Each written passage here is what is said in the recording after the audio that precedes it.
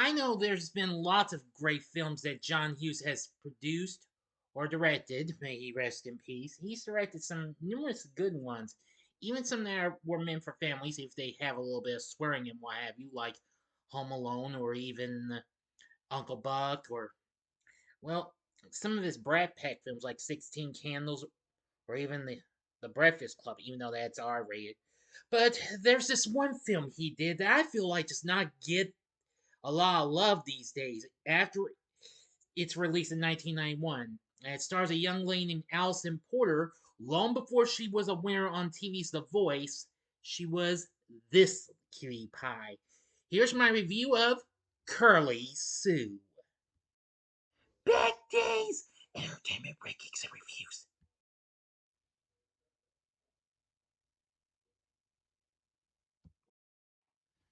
So, greetings, my fellow YouTubers, and welcome to Big D's Entertainment Rankings and Reviews.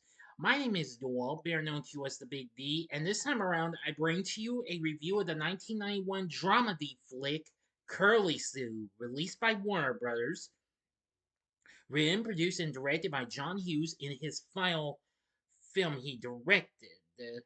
But he still worked on more films after this, though.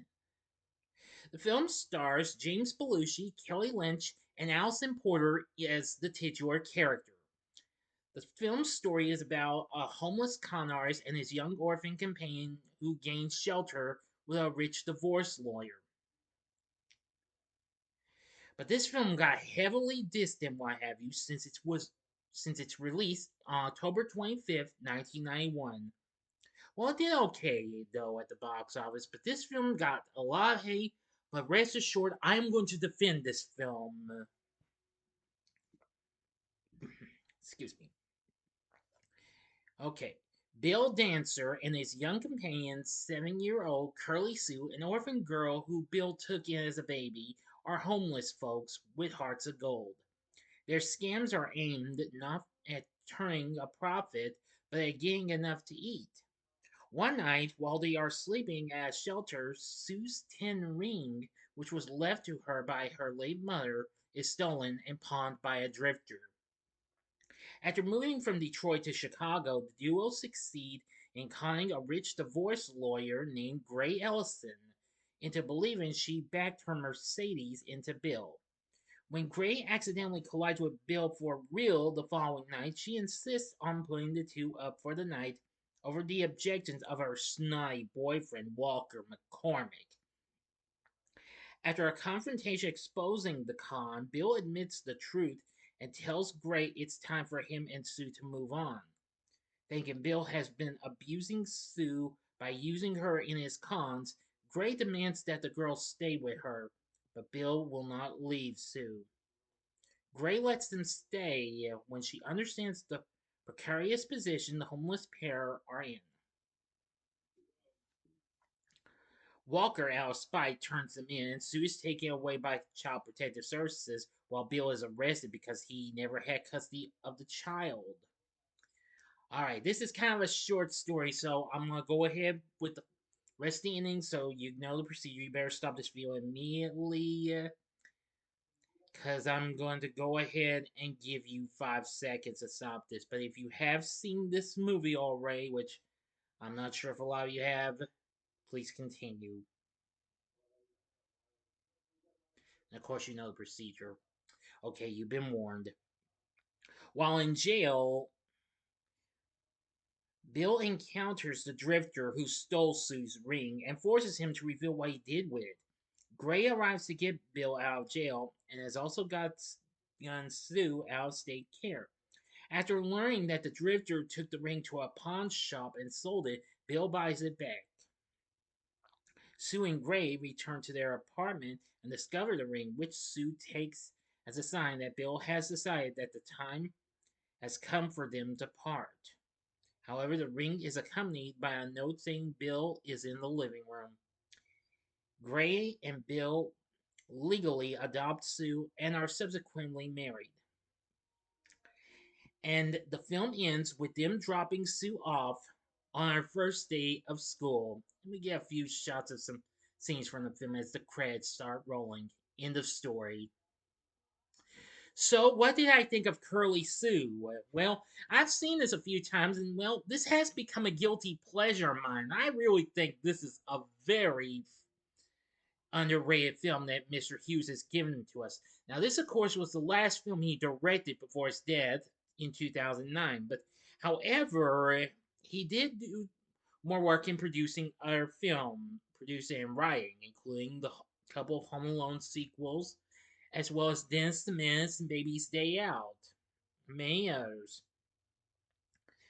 Anyway, upon its release, the film made 33 million against its $25 million budget. So the film was a modest, factually modest success in a way, but not 110%. But the film got just heavily. Rotten Tomatoes holds this at a mere 13% and what have you, while audiences surveyed by CinemaScore gave this an okay score of a B plus. Film historian Leonard Maltin was not impressed in his movie guide and called it a John Hughes formula movie where the formula doesn't work. And Hollowell's film guide calls it gruesomely sentimental and manipulative. Screw that. Nigel Andrews of the Financial Times declared John Hughes here graduates from the most successful comedy in film history to script and direct a large piece of non biodegradable tosh. Well, the heck with that. Now, of course, this came out after doing Home Alone the previous year. The only decent review we got was from Roger Ebert, who complimented the quiet humor and the warmth of the actors. He said that the movie is not great and it's not deep, but it sure does have a heart. I agree. I thought the story was pretty good in a way, but this does have some emotional depth in it and what have you. I feel like this really saves this movie big time. The score from which was done by Georges Delir. I'm sorry if I mispronounced this. I might have mispronounced this big time, but but forgive me. Was pretty good, especially the main theme. Now for our cast, we have James Belushi playing Bill. I'm gonna say that character was really something. He was pretty good in his role. Kelly Lynch took on the role of Gray, and I'm gonna say she was absolutely very good. John Getz plays the character of Walter McCormick, and let me tell you, he's one bad dude. Especially when he confronts Gray in some parts. Anyway, there's also appearances from Fred Thompson and Edie McClurg, and even Steve Carell in his first acting debut, in his film acting debut, as a matter of fact. Although he's credited as Steven, but he plays a character called Tessio. But anyway, the cast isn't too bad, but the big surprise about Curly Sue is young Alisan Porter playing the titular character.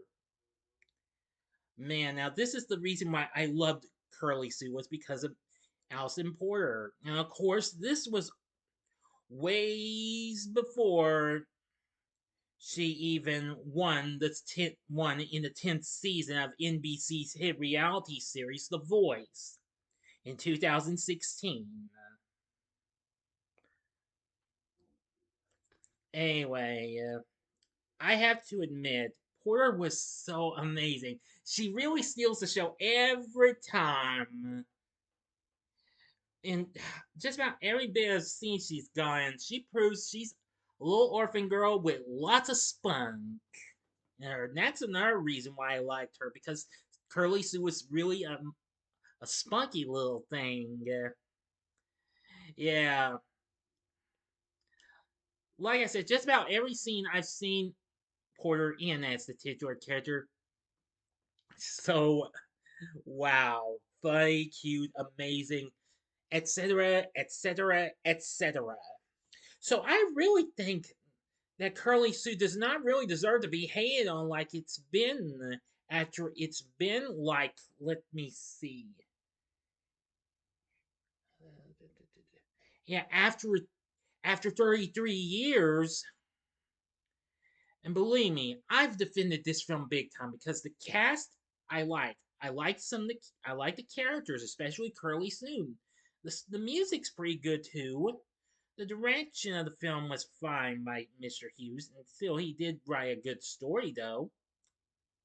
So overall, I think Curly Sue is not that bad at all. I think this is a film I would recommend you give it a one time watch.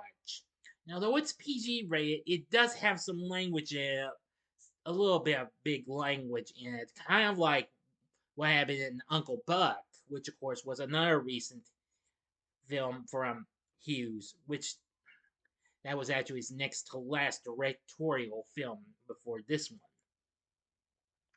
But like I said, I think Curly Sue is easily an underrated gem, and I think this is worth giving a one-time watch to. So I'd say go for it. If you really, if you've seen Alisan Porter on The Voice before, and you never knew she was in a movie, well, this wasn't the first time she had done something really amazing. She had recently appeared in episodes of shows like Perfect Strangers and Pee Wee's Playhouse and The Golden Girls, which her episode from that series actually came out the same year this film was released. So overall, Curly Sue's not bad. It's just kind of, well, misunderstood or something like that. But like I said, give this film a shot, and I say a one-time watch. Enough said, okay? I've defended the film. So what did you think of Curly Sue? Let me know in the comments section below. If you like this video, consider clicking the like button, subscribe, and be a part of the Big D Nation. Continue to help support my channel, make it grow, and make the views grow. Tell all your friends about my channel. Get them to know me. May they like to be a part of my Big D Nation. Share my vids with your friends if you like. And join me next time when I bring to you a Saturday morning TV log on Secret Squirrel. So if you like this, consider checking out some of these other films. In the upper left-hand corner is my review of another film John Hughes worked on as producer, but this film got really dissed big time. Baby's Day Out from 1994. Or if you would like, maybe check out some more orphan type stories. Check out my review of the original Annie from 1982, in the upper right-hand corner. And the bottom left-hand corner is my recent review of the popular book-based film from 20 years ago, Lemony Snicket's A Series of Unfortunate Events. And the bottom right hand corner is the button you can click to subscribe. If you like rankings and reviews on movies, TV, music, video games, etc., then I'm your guy. Thanks for watching. Until next time, I'm the Big D saying, see ya.